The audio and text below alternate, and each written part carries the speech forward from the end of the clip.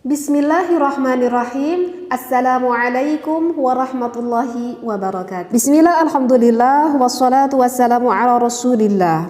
Mari kita ngaji bareng lagi, masih di dalam pembahasan kitab Fathul Izar. Bismillahirrahmanirrahim. Su'ila ba'dul masyayikhi, sebagian masyayikh itu pernah ditanya, an ni'amid dunya kam hiya, ya masyayikh, berapa banyakkah nikmat Allah di dunia ini? Fa'ajaba, maka masyayikh itu menjawab, bi annaha katsiratun la yuhsa adaduha, nikmat Allah itu banyak sekali dan tidak dapat terhitung.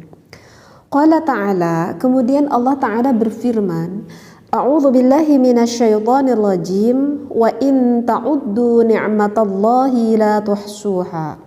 Kalau engkau menghitung nikmat Allah, maka engkau itu tidak akan dapat menghitungnya. Walakin, tetapinya, kata ini masyayikh, a'dhamuha in hasara fi salasati asya'a. Tetapi ada nikmat Allah yang agung, yang besar, yang Allah berikan kepada pasangan suami istri itu ada tiga perkara. Apa saja ketiga perkara itu? Adalah taqbilun nisa'i, ketika sang suami dapat menciumi istrinya. Walamsuha, kemudian sang suami bisa memegang akan kulit istrinya. Wa idkhaludz dzakari fil farji, kemudian ketika sang suami dapat memasukkan zakar ke dalam farji sang istrinya. Wallahu a'lam, ya, yang sudah saya bacakan referensinya tersebut. Nah, jadi di dalam referensi yang sudah saya bacakan tersebut, ada yang berkata kepada masyayikh gitu ya, kepada ulama, ya masyayikh, apakah kita dapat menghitung nikmat Allah di dunia ini? Maka kata masyayikh, ya tidak bisa dapat menghitung dong ya. Wa in ta'uddu ni'matallahi la tuhsuha, nikmat Allah itu sangat banyak sekali dan kita itu tidak akan dapat menghitung akan nikmat Allah yang Allah berikan kepada kita di muka bumi ini, begitu ya. Udah menghitungnya juga kita udah nggak bisa, apalagi kita itu bisa mensyukuri akan segala nikmat dari Allah. Memang itu udah tingkatan yang cukup tinggi juga kalau menurut saya ya, karena kalau bersyukur itu melebihi dari tingkatan sabar. Sedangkan yang sabar saja setengah dunia itu sudah dia miliki, apalagi di dalam tingkatan syukur. Tetapi walaupun kita belum bisa menjadi orang yang benar-benar bersabar kepada Allah, yang belum bisa benar-benar bersyukur kepada Allah, tetapi mudah-mudahan Allah selalu mengampuni akan segala apa yang kita lakukan dan Allah selalu memberi rahmat kepada kita ya. Mungkin itu ya yang kita harapkan kepada Allah, yaitu Allah selalu memberikan rahmat kepada kita sehingga kita ketika nanti meninggal itu berada di dalam keadaan iman dan membawa keislaman kita. Amin ya Allah ya Rabbal Alamin. Nah, tetapi apa yang sudah dikatakan oleh ulama tersebut, tetapi ada tiga kenikmatan yang Allah berikan kepada pasangan suami istri yang begitu besar sekali kenikmatan itu. Apa saja yang barusan dikatakan itu adalah ketika pasangan suami istri bisa saling berciuman, bisa saling memegang kulit bagian manapun, baik kulit sang istri ataupun kulit sang suami, sampai pada akhirnya sang suami itu bisa memasukkan artinya bisa berhubungan intim, memasukkan hasyafah ke dalam farji sang istri. Nah, itu adalah kenikmatan yang besar sekali, yang luar biasa sekali, yang Allah berikan wabil khusus kepada kita yang sudah berumah tangga, seperti itu. Ingat, yang sudah berumah tangga, begitu ya. Nah, setiap apa yang Allah anjurkan, begitu ya, setiap kita di dalam berhubungan intim itu kan dianjurkan nih oleh Allah. Berarti itu ada faidah yang besar di balik berhubungan intim tersebut. Bahkan kata Allah, kalau kita berhubungan intim antara istri dengan suami, maka itu sangat besar sekali pahala yang akan kita dapat baik dari sang istri maupun dari sang suami gitu ya. Seperti itu. Nah, berarti setiap apa yang diperintahkan oleh Allah tentu itu akan membawa faidah ataupun akan membawa manfaat yang baik gitu bagi kita. Berbeda kalau apa setiap yang Allah diharamkan itu tentu akan mendatangkan kemudaratan bagi kita. Kalau kita lihat di dalam berhubungan intim gitu ya, di dalam berhubungan intim itu di dalam secara psikolog gitu, secara kejiwaan itu sangat besar sekali manfaatnya gitu ya. Setiap kita melakukan berhubungan intim maka itu akan semakin mempererat antara suami dengan istri, sehingga di dalam rumah tangganya itu akan semakin harmonis dan di dalam rumah tangganya itu akan semakin bahagia. Dengan apa faidahnya? Yaitu dengan kita sering melakukan berhubungan intim. Tapi tentu ya di sini berhubungan intimnya yang bagaimana begitu. Nah, kemudian di dalam segi kesehatan, di dalam segi medis juga kita melakukan berhubungan intim itu jika medis menelaah itu banyak sekali faidah yang akan kita dapat ketika kita berhubungan intim. Di antaranya ketika kita berhubungan intim itu akan dapat meningkatkan denyut jantung gitu ya. Jadi akan memompa atau meningkatkan daya denyut jantung bagi sang istri dan juga sang suami. Sadar gak kalau misalkan kita berhubungan intim gitu ya, kalau misalkan sang suami ataupun kita sebagai sang istri udah udah mau muncak-muncaknya gitu ya.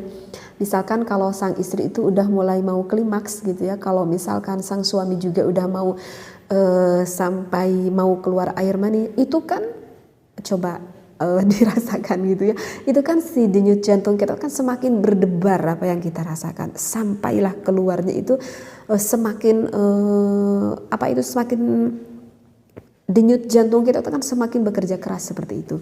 Nah itu sangat bagus sekali bagi jantung kita begitu ya. Dan juga dengan kita berhubungan intim itu akan memancing otot-otot di dalam tubuh kita itu akan lebih aktif gitu kalau kita melakukan berhubungan intim. Karena kan di dalam berhubungan intim itu kan kita itu kan banyak bergerak begitu ya. Nah dan itu akan mengencangkan otot-otot yang ada di dalam tubuh kita begitu. Jadi di dalam berhubungan intim begitu ya, wahai para istri gitu ya, jangan sampai berhubungan intim itu para istri itu seperti apa ya, kalau orang Sunda mah bilang kayak gebong cau gitu. Jangan sampai istri itu kayak apa itu gebong cau itu, cau itu pisang, kayak gebong pisang gitu ya. Jangan sampai kalau istri berhubungan intim dengan suami itu jangan sampai seperti itu begitu ya. Jadi baiknya gitu ketika sang istri gitu berhubungan intim dengan suami itu bagi suami akan lebih menyenangkan sekali kalau misalkan si istrinya itu lebih agresif begitu ya, karena nanti kan akan lebih banyak gerakan-gerakan yang dilakukan oleh sang istri begitu ya. Nah seperti itu. Jadi itu faidah ataupun salah satu manfaatnya. Juga dengan kita melakukan berhubungan intim itu akan meningkatkan sistem kekebalan tubuh, imunitas di dalam diri kita itu ya. Jadi dengan sering kita melakukan berhubungan intim, maka imunitas di dalam tubuh kita akan semakin kuat. Jadi kayak apa ya, kayak badan kita itu kayak ada benteng gitu ya, untuk mencegah penyakit itu datang ke dalam tubuh kita begitu ya. Nah itu adalah menurut medis untuk jantung, untuk otot, untuk imunitas tubuh juga. Apalagi ya kalau kita berhubungan intim itu akan mengurangi rasa stres yang ada di dalam diri kita gitu ya. Wajar ya, namanya manusia suka ada pikiran misalkan di dalam pekerjaan ataupun di dalam hal apapun itu gitu ya, misalkan sampai mengakibatkan karena terlalu panjang dipikir sampai-sampai agak-agak stres begitu ya. Nah maka dengan kita melakukan berhubungan intim itu maka akan mengurangi nilai stres itu. Kenapa akan mengurangi nilai stres itu? Karena kan stres itu kan tidak bahagia ya. Stres itu nggak bahagia karena kita itu banyak pikiran yang belum terselesaikan. Tetapi dengan kita melakukan berhubungan intim itu kan harusnya bahagia, ya. Berhubungan intim itu harusnya bahagia, si suami bahagia, si sang istri bahagia di dalam berhubungan intim itu.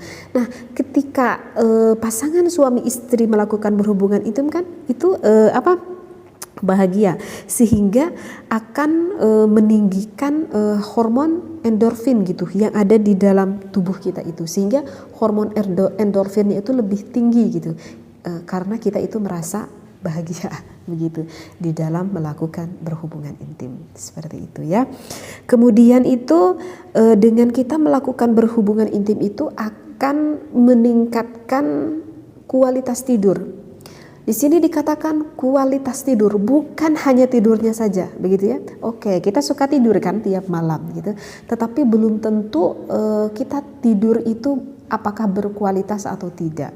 Nah, dengan kita melakukan berhubungan intim itu, sesudah kita melakukan berhubungan intim, maka tidur kita itu pun akan berkualitas secara menyeluruh gitu ya, karena di otot-otot yang ada di dalam kita itu peragangannya itu udah rileks badan kitanya itu, sehingga tidur pun akan lelap dan akan mengoptimalkan ketika kita tidur fungsi-fungsi di dalam tubuh kita itu, sehingga dikatakan akan kualitas tidur kita itu akan meningkat secara menyeluruh. Ya, jadi akan meningkatkan kualitas tidur kita itu secara menyeluruh.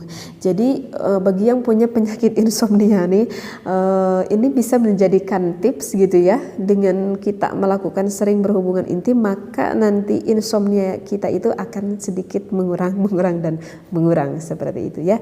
Ini tips yang bagus. Bagi yang punya penyakit insomnia, cobalah bisa dilakukan tips ini ya.